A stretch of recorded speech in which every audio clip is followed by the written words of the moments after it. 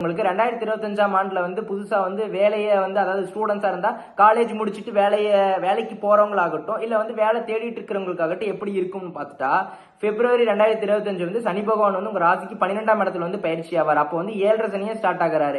எந்த சுத்தா இருந்தாலும் சரி 7.5 சனியே ஸ்டார்ட் ஆக போறாரு. ஸோ அப்படி இருக்கிற காலகட்டத்தில் வந்து உங்களுக்கு எந்த மாதிரியான பலன்கள் இருக்கு அப்படின்னா, நீங்க புதுசா வேலை தேடிட்டு இருக்கிறீங்க அப்படின்னா நீங்க ஒண்ணு மட்டும் மைண்ட்ல வச்சுக்கோங்க.